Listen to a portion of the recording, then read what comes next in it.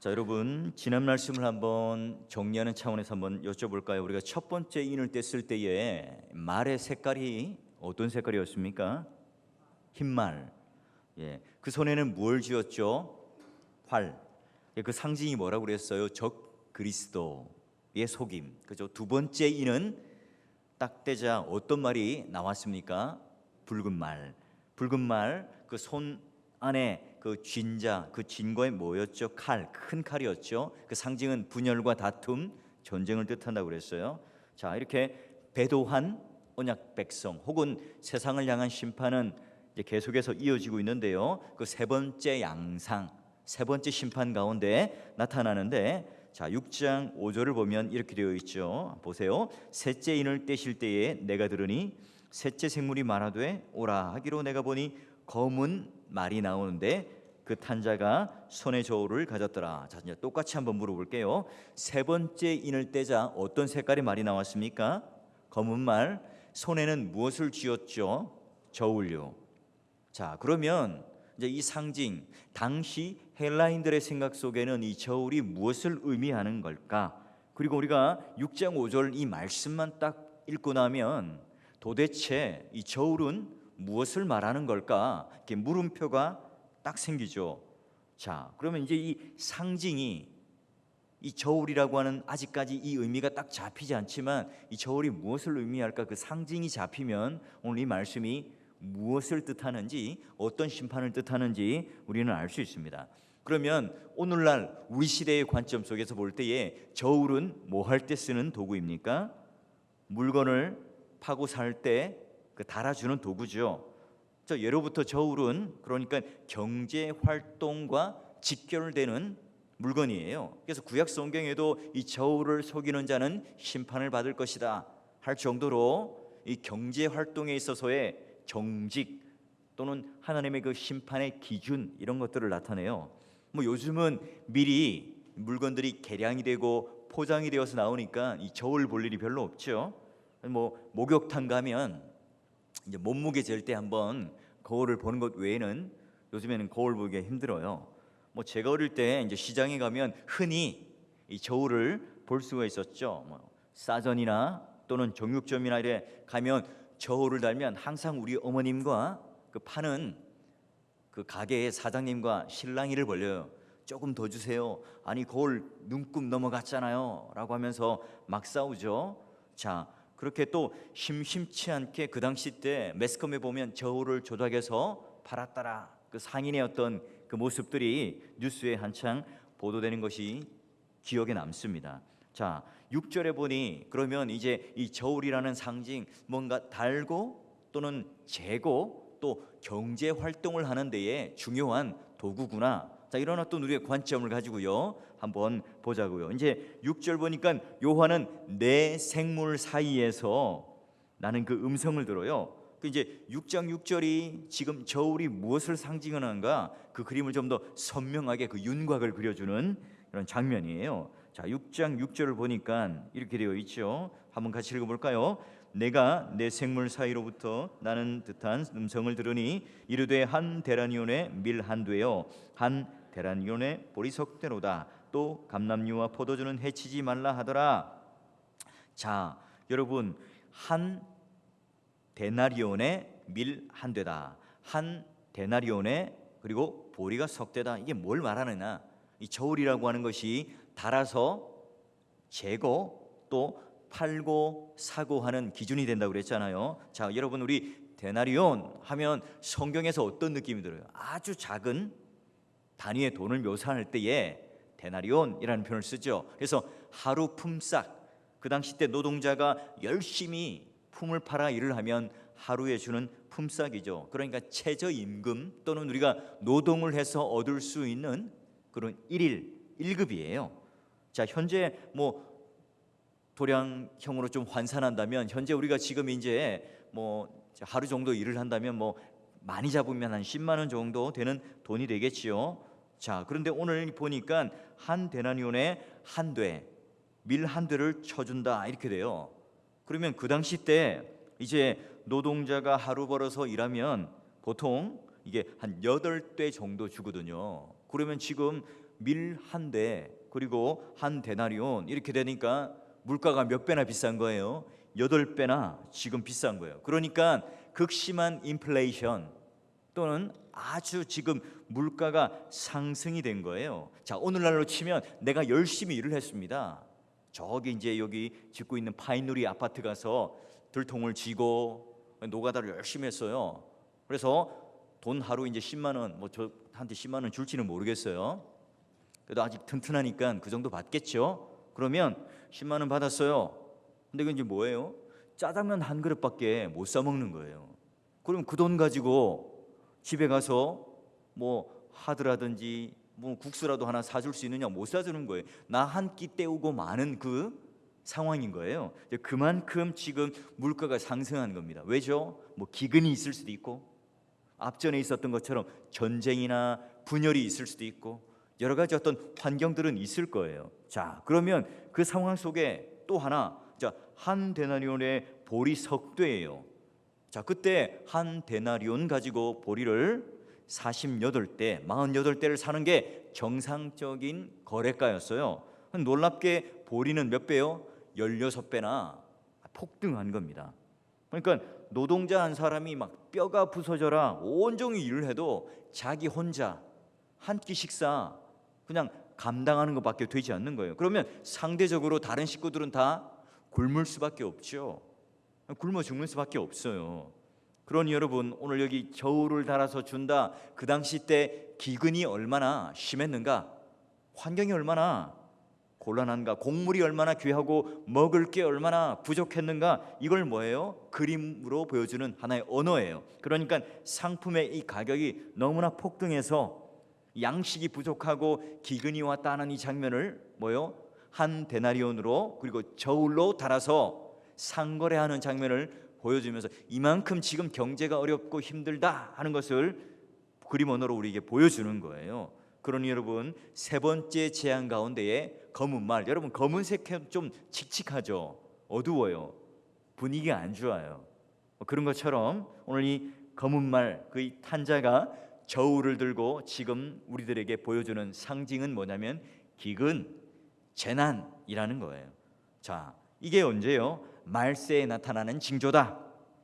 제가 몇 번을 강조했지만 요한계시록에서 우리가 제대로 이해하기 위해서는 종말, 내세라고 하는 것과 그 다음에 이제 마지막 날, 말일, 재림, 심판 이런 용어들을 구분해야 된다고 그랬죠. 그래서 여러분 위에 다시 한번 복습하면 창조, 타락, 구속, 종말. 그러니까 하나님께서 창조하셨죠. 첫 번째 순서. 그런데 우리가 죄를 지음으로 아담과 하와가 죄를 지음으로 타락했어요. 이제 두 번째 기간이죠. 순서예요. 세 번째 이제 예수 그리스도께서 이 땅에 오셔요.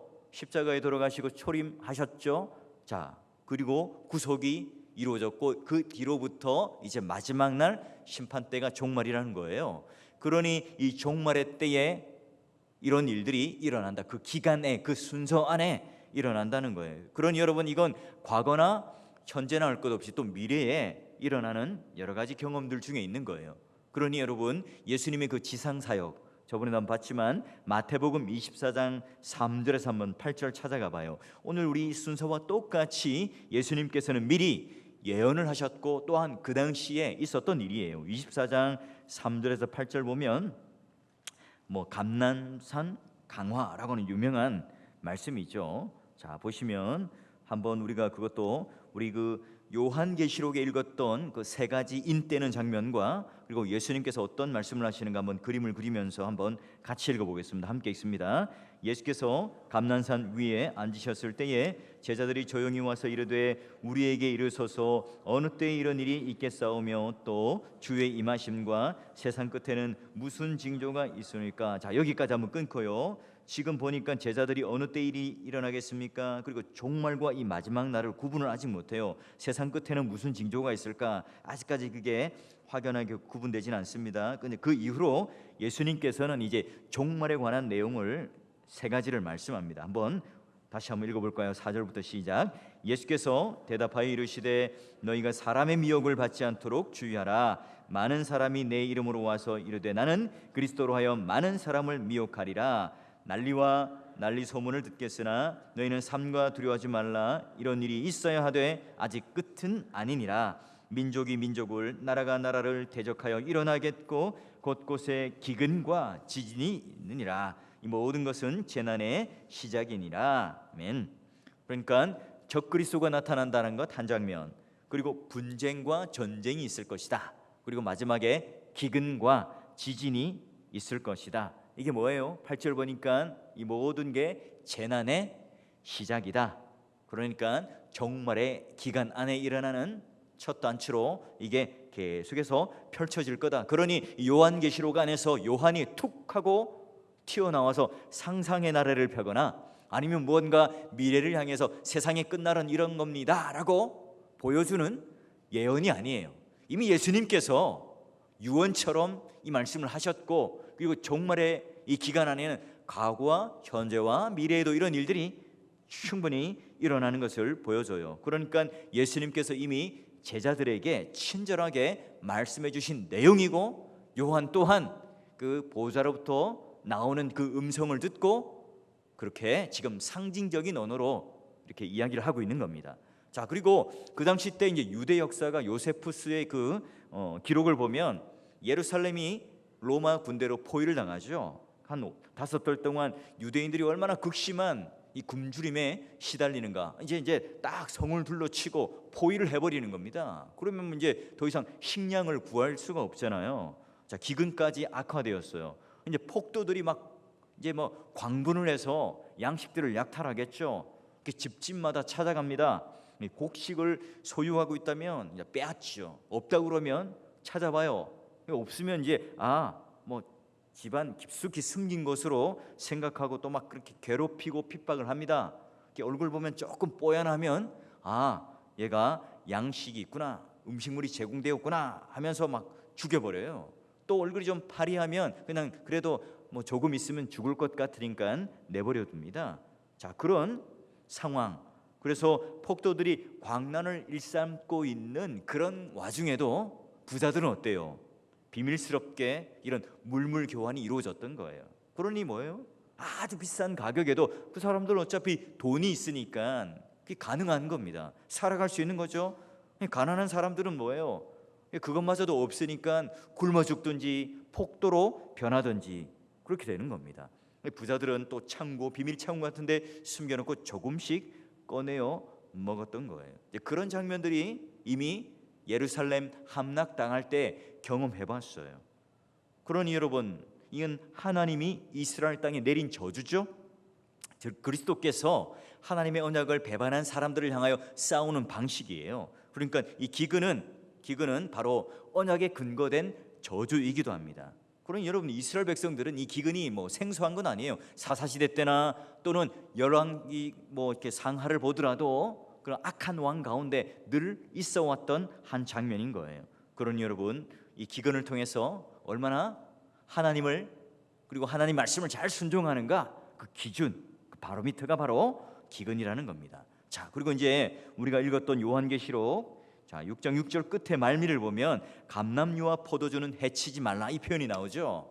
이게 참 해석하기가 쉽지 않아요. 왜냐하면 이게 의견이 분분하거든요. 어떤 분들은 이렇게 생각을 합니다.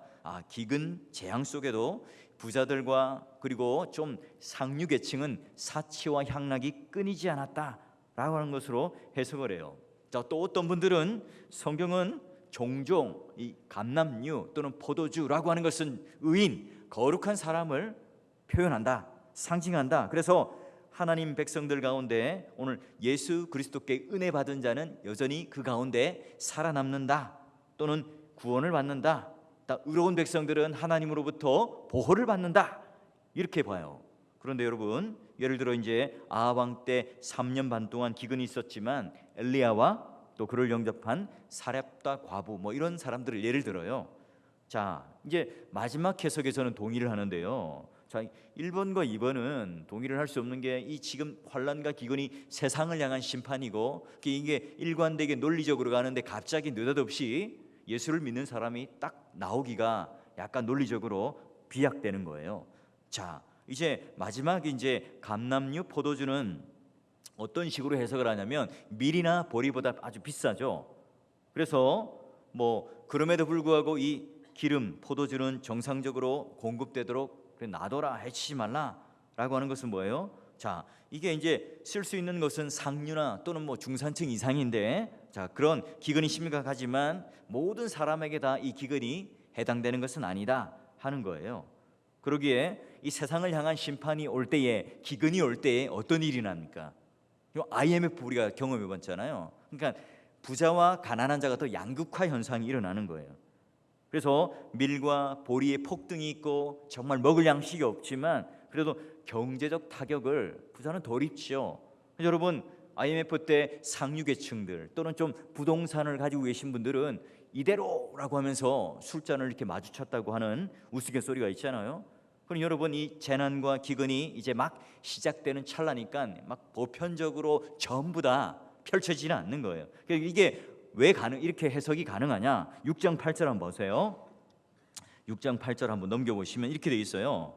내가 봄에 청황색 말이 나오는데 탄 자 이름이 사망이니 음부가 그 뒤를 따라 그들이 땅 4분의 1의 권세를, 이제 4분의 1이에요, 그죠? 자, 그리고 8장 7절에 보면 이렇게 나와 있어요. 첫째 천사가 나팔을 부니 피 섞인 우박과 불이 나와서 땅에 쏟아지며 땅에 몇 분의 1요? 3분의 1. 그리고 이제 16장 1절에서 3절까지 쭉 읽어보면, 제가 빨리 한번 읽어보겠습니다. 또 내가 들으니 성전에서 큰 음성이 나서 7 천사에게 말하되 너희는 가서 하나님의 진노의 7 대접을 땅에 쏟으라 하더라. 이제 7 대접이 완전히 다 쏟아지는 겁니다. 마지막 재앙이에요. 첫째 천사가 가서 그 대접을 땅에 쏟음에 짐승의 표를 받은 사람들과 그 우상에게 경배하는 자들에게 악하고 독한 종기가 나더라. 둘째 천사가 그 대접을 바다에 쏟음에 바다가 곧 죽은 자의 피같이 되니 바다 가운데 모든 생물이 죽더라. 이렇게 되어 있죠. 그러니까 4분의 1, 3분의 1, 모든, 전체, 이렇게 점진적으로 재난 그리고 이 환란이 확대되고 있는 거예요. 이제 그런 측면에서 볼 때에 상류층이나 중산층이 잘나서가 아니라 하나님의 심판 가운데 점점 확대되어가는 그 장면 속에 감남류, 포도주는 뭐예요? 해치지 않고 놔둔다, 양극하다. 여전히 그게 바로 오늘 우리에게 오는 심판이다. 이렇게 보는 게 가장 문맥 안에서, 그 다음에 요한계시록 읽어가는 그 전체적인 구도 안에서 합당하다는 거예요. 자, 그러면 여러분, 이 기근과 환란이 왜 일어나는 걸까요? 우리는 알죠. 인류 역사 어떤 시대를 다 이렇게 우리가 대놓아도 다 가난과 빈곤에서 탈피하는 그 피눈물 나는 노력들을 하는 시대예요. 그래서 여러분, 지금도 지구의 3분의 4는 기근에 허덕이고 있잖아요. 그러기에 여러분, 지금 이 순간도 굶어 죽는 사람들이 분명히 있습니다. 이 지구촌 한 모퉁이에는 극심한 가난 속에 오늘도 아사 상태에 쓰러져가는 사람들이 있다는 거예요. 여러분들이 TV를 보면 또는 가끔 가다 보면 막 바싹 말라서 막 해골처럼 생긴 이 아이가 어머니의 젖을 물고 있지만 그것마저도 빨 힘이 없어서 뼈만 앙상하게 남아있는 상태로 있는 아이의 모습, 그죠? 그래서 후원해 주세요라고 하는 TV 광고를 보게 되잖아요. 여러분, 이렇게 과학기술이 발달하고 풍요로운 시대에 살아가지만 그러나 21세기 이 시대도 여전히 가난과 빈곤의 문제를 해결하지 못하는 거예요. 요한계시록의 관점으로 볼 때 이게 뭐라고요? 인간의 탐욕 그리고 하나님을 알지 못하는 데서 오는 이 종말의 시대에 바로 심판적인 의미가 있다는 거예요. 여러분, 오늘날 우리 한국도 마찬가지죠. 급작스럽게 자본주의라고 하는 것이 우리에게 정착되었고, 처음에 우리가 국가가 이 시장을 책임지는 그 상황에 있었지만 공공성이 확보되지 않았죠. 그리고 부자들의 사회적인 의무, 여러분 들어보셨죠? 노블레스 오블리주, 이런 것들이 오늘 우리 한국 가운데 좀 찾아보기 힘들잖아요. 오로지 이 시장 경제 논리만 강조되어 왔고, 그리고 지금 이 시간 제가 어떤 여러 가지 상황들을 다 말씀드릴 수는 없어요. 혹시 또 그런 이야기들을 하면 이렇게 또 왜곡된 시선이 있을 수 있으니까요. 어쨌든 간에 오늘 이 셋째 인을 통해서 검은 말, 그 탄자의 심판은 뭐라고요? 바로 이러한 상황들을 오늘 한국 또는 세계적으로 또 종말의 시대에는 이런 기근과 환란과 그리고 물질의 불평등, 이런 것들이 다 뭐예요? 심판의 개념으로 오늘 우리들에게 쏟아지고 있는 것이다 하는 거예요. 그럼 여러분, 오늘 이것 모두가 다 우리 욕심에 기인한 것이고, 또한 요한계시록의 관점에서 볼 때는 하나님께서 이런 종말의 시대에 하나님의 심판적 성격으로 우리들에게 알려주고 있는 겁니다. 그럼 여러분, 이 땅에 구약의 백성들도 보시면 이스라엘 사람들에게 기근을 보낼 때면 그들의 신앙 상태가 어떤 때 주로 보내었어요? 그들이 하나님 말씀을 잘 순종하지 않을 때, 애굽을 의지하고 바벨론을 의지할 때에, 그때 뭡니까? 비를 주지 않아요. 우상이 막 창궐할 때에 하나님께서 가뭄을 주시고 기근을 주시죠. 그리고 우상을 섬기지 않았을 때에 그 기근을 허락하심으로 말미암아 깨닫게 하세요. 그래서 조금 이스라엘 백성들이 정신을 차려요. 그러다가 또 죄에 빠지면 메뚜기도 보내고 깐부기도 보내죠. 그러다가 좀 살려주세요 해서 좀 겨우 살아나는데 또 어떻게 해요? 또 죄를 짓죠. 그럼 또 뭘 보내요? 변방에 있던 족속들을 보내요. 아말렉 족속, 뭐 또 애굽 보내어서 그냥 있는 것 족족 다 빼앗아가도록, 빼앗기도록 해버리는 거예요. 그러니까 늘 이런 기근, 경제적인 어려움은 뭐예요? 세상을 향한 심판인 동시에 이스라엘 백성들이 하나님을 섬기지 못할 때에 연단하시는 방법이었어요. 여러분, 이때 예수 믿지 않는 사람들은 어때요? 자포자기하죠. 술 마시고 또는 음란한 생활 또는 도박에 빠져버려요. 근데 우리 믿는 사람들은 세상의 쓰레기통을 뒤지는 사람이 아니죠. 그런 때일수록 하나님 말씀을 잘 붙잡고 살아야 됩니다. 그러면 여러분, 오늘 우리가 이 세상에 심판적 성격이 있는 것, 그럼 우리가 그러면 가난하게 사는 것 또는 부자로 사는 것, 이걸 어떻게 우리는 이해해야 되는 겁니까? 교회에서 그러면 부자가 되는 게 복된 겁니까? 아니면 가난하게 살아가는 것이 복된 겁니까? 아니면 이도 저도 아닌 그냥 중간쯤 살아가는 게 좋은 겁니까? 여러분, 어떤 거죠? 수많은 사람들이 뭐예요? 성경을 볼 때에 하나의 단편 또는 그 시대 상황, 그 사람 현장 속에 주는 이 말씀을 가지고 다 보편화시키거나 일반화시켜버려요. 그래서 성경은 그러면 다 막 성경이 쪼개어져 버리고 막 어그러져요. 그렇지 않죠. 여러분, 오늘 제가 이제 하도 심심해서 이코노믹, 이제 영어로 이제 경제, 이걸 한번 쳐서 검색어를 쳤어요. 구글에요. 근데 보니까 굉장히 재밌어요. 그 위키백과라고 하는 이제 이렇게 검색을 할 수 있는 그 사이트를 들어가 보니까 경제를 이렇게 정의하고 있어요. 한번 읽어드려 볼까요?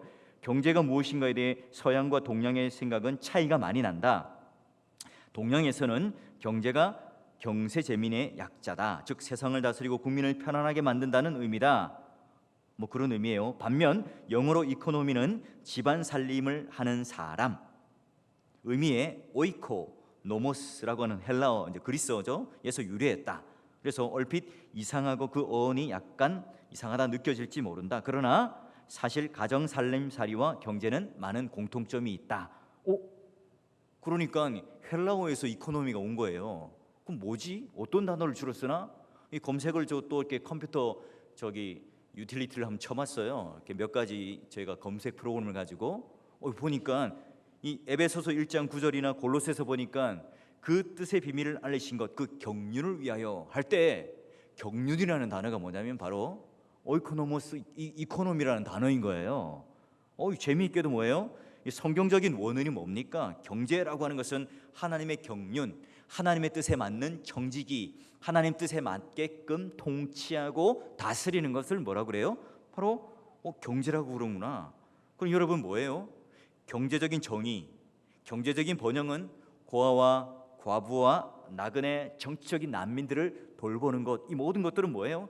우리 이 세상에서 뭐 사회주의자들, 좌파들, 뭐 이런 사람들이 담당하는 내용들이 아니라 예수를 믿는 사람들의 몫이라는 거예요. 하나님의 경륜, 하나님의 이코노미, 하나님께서 오늘 우리들에게 맡겨주신 정직의 역할, 이게 바로 오늘 우리가 이 심판 가운데 놓여진 이 세상에서 우리들이 살아가는 중요한 근거라는 거예요. 그래서 성도는, 교회는 하나님의 이코노미를 실현할 수 있는 현장이다 하는 게 바로 오늘 우리에게 주는, 예수님께서 주는 메시지예요.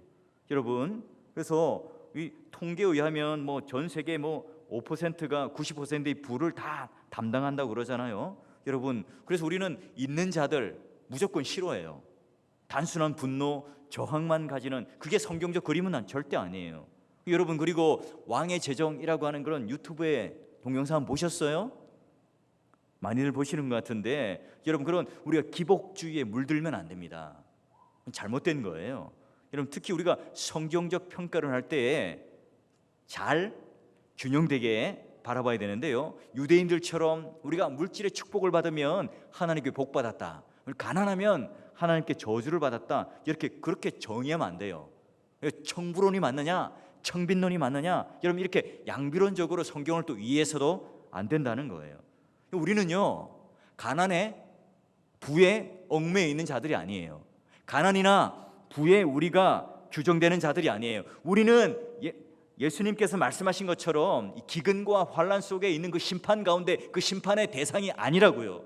우리는 오히려 뭐라고요? 하나님의 청지기, 하나님의 이코노미, 그걸 실현하는 사람들이라는 거예요. 그러니 오늘 우리가 부자가 복받았냐 가난한 자가 복받았냐, 그걸 지금 성경은 따지고 있는 게 아닙니다. 우리 모두는 다 타락한 인간상 부패한 마음을 가졌죠. 그래서 우리는 욕망과 욕심을 가지고 살아가는 사람들입니다. 이 땅에 그런 불평등이 있고 이 땅에 그런 물질의 불균형이 있는 것은 다 하나님께서 그런 우리 부패한 마음을 붙들고 있는 심판이라는 거예요.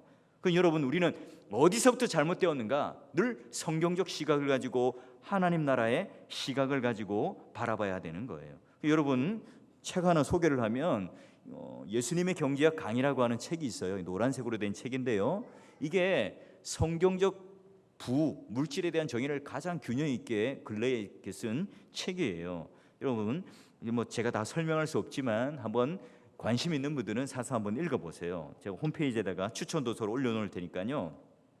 그래서 여러분, 이 예수님께서 오늘 우리들에게 알려주시는 그 경제학은 뭐냐?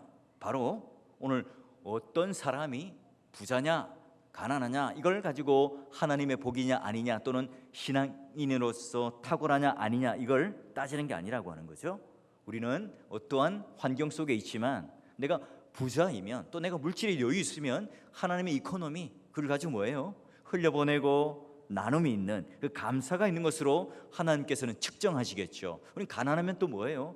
오늘 하나님께서 구조적으로 어쩔 수 없이 나에게 지금 아직까지 그런 물질을 여유 있게 주지 않으면 또 그 안에서 하나님 앞에 만족하고 감사함으로 살아갈 수 있는 거죠. 그런 여러분, 아모스 선지자 그 시대에 있었던 것, 양식이 없고 물이 없어서 기갈해서 문제가 아니라 정작 뭐예요? 여호와의 말씀이 없으니 듣지 못하니 그것 때문에 기갈이라는 거예요. 우리 뭡니까? 풍족하거나 가난하거나 이 문제이기 전에 여호와 말씀이 오늘 우리 가운데 풍요로운가? 이 기근 때라도 오늘 하나님의 그 이코노미를 실현하는 청지기가 되고 있는가? 이걸 묻는 거예요. 사랑하는 동역자 여러분, 오늘 이 하나님의 경제, 이 세상이 그런 불평등의 심판 가운데 있지만 우리는 어때요? 그것에 제한되어지거나 영향을 받지 않고 오늘 우리가 가진 대로 하나님 앞에 최선을 다해서 청지기적 삶을 살아낼 때에 그 심판의 대상은 뭐예요? 세상이고 우리가 아니에요. 그러기에 여러분, 오늘 물질, 여러분 이것만 또 가지고 그 대상을 너무 좁게 보면 안 됩니다. 여러분, 올해 한 사람이라도 복음을 전하셨어요? 전도를 해보셨어요? 여러분, 이것도 하나님의 이코노미예요. 그리고 여러분, 복음 전도뿐만 아니라 해외 선교, 여러분 여기에 우리가 시간과 투자와 물질을 얼마나 관심을 가지고 나누고 있습니까? 여러분, 그리고 또한 신학책 또는 좀 두꺼운 우리 성경을 읽기 위한 또는 하나님 말씀을 이해하기 위한 그런 서적들을 한 권씩 구입하고 또 읽고 계신가요? 여러분, 이런 것들이 다 하나님의 이코노미라고 하는 거예요. 넓은 의미에서 오늘 교회가 바로 세워져 가고 이 땅에 세상에 심판이 임박해 있는 징조 가운데 있지만 우리는 정직하게 정말로 깨끗한 청지기가 되어서 사회 전반의 물질과 시간과 환경과 그 모든 조건 속에서도 그런 하나님의 이코노미가 무엇인지를 보여주는 자로 우리를 세우셨다는 겁니다. 여러분, 오늘 이 4월 교회도 여러분 개인의 삶 속에도 이런 하나님의 이코노미를 통해서 우리는 자꾸요, 우리도 커가고 우리도 건강해지는 것 정말 중요합니다. 그 이전에 우리 주변에 연약한 교회는 없는지, 또는 시리에 빠진 성도는 없는지, 또는 우리가 물질적으로 좀 도와줄 수 있는 대상은 없는지, 또는 우리가 연약한 사람들과 함께 손붙잡고 또 연약한 무릎을 세워주고 피곤한 손을 잡아줄 사람은 없는지를 항상 우리는 살펴보아야 되겠죠. 그래서 여러분, 이 교회가 점점 더 넓혀지는, 그리고 이웃들과 함께 나누는, 세상은 그래도 여전히 뭐예요? 눈 하나 깜짝하지 않고 이런 부의 불평등, 악한 구조는 계속 흘러갈 겁니다. 기근도 찾아올 거고요. 또는 우리 가운데 생각하는 그런 풍요가 계속해서 있지 않을 수도 있겠죠. 내 때의 그런 부자로서 살아가는 그 만족을 누리지도 못할 수 있을 거예요. 그것이 오늘 우리의 목표가 아니라는 거죠. 여러분, 하나님의 놀라운 청지기, 깨끗한 능력 있는, 영향력 있는 하나님의 이코노미라고 하는 것을 여러분 꼭 붙잡으시고, 여러분의 사업터 또는 직장, 가정, 삶의 모든 주변에 있어서 인색한 사람으로 비춰지는 것이 아니라 넉넉하고 풍요롭고 부요한 하나님의 청지기, 하나님의 사람으로 하나님의 경륜을 그대로 실현해낼 수 있는 그런 복된 성도들이 될 수 있기를 주의 이름으로 축원합니다.